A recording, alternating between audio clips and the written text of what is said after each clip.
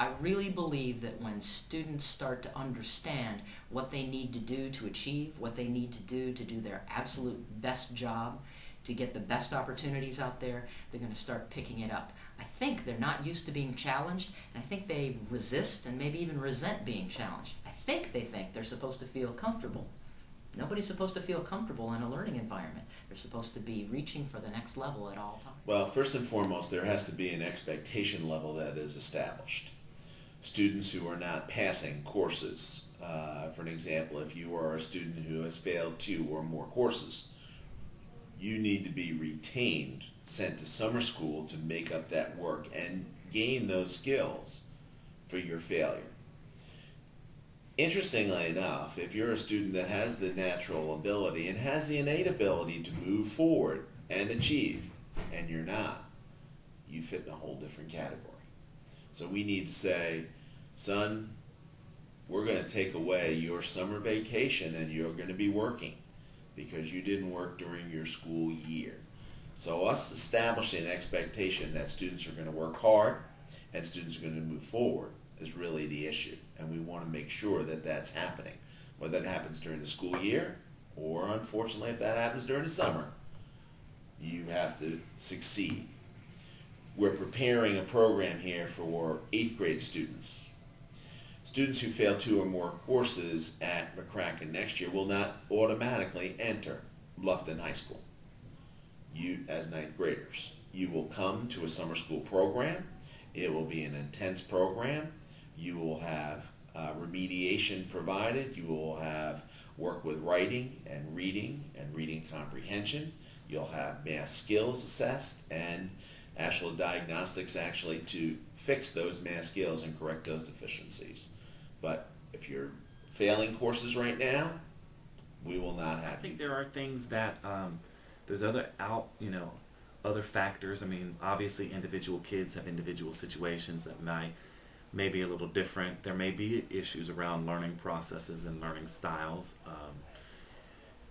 But I think the biggest majority of what we're seeing right now is simply kids that don't believe there really will be a consequence if they're not successful. What we have done as some mid-year adjustments, obviously we've restructured some of our lunch programs around incentive-based, meaning you can work your way into a very relaxed, fun lunch, and that's some restructuring we're experimenting with right now in 1 grade, where you do all your work. It's not passing, but at least do your homework and have no referrals. Then you can go to first lunch, which is a much more relaxed lunch, and there's a cascading effect down to a third lunch.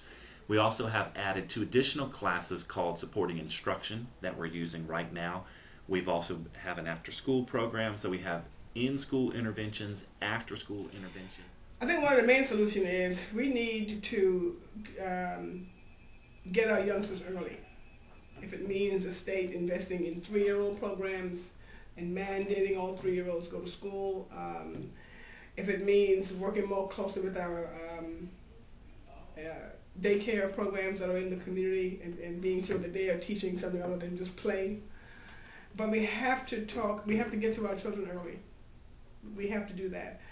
We have to also look at the economy, because many of our parents are not at home during those critical times when our children need them. They're out working. Most parents are working 2 jobs. In the northern part of the county, you've got parents who leave home in the morning at 5 in the morning or even earlier and do not return home until after 7.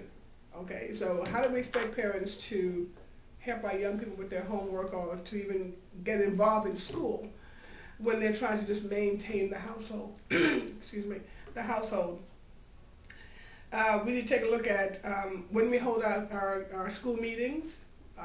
We've got schools that are holding parent-teachers school improvement council meetings at 3 o'clock in the afternoons. Most parents are working.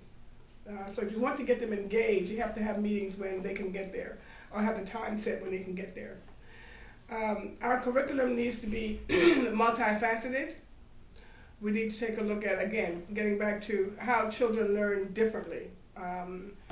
We need to stop this whole stop this whole process of children going through the system from pre-kindergarten or kindergarten through middle school, end up in middle school, and they're 16 or 17 years old.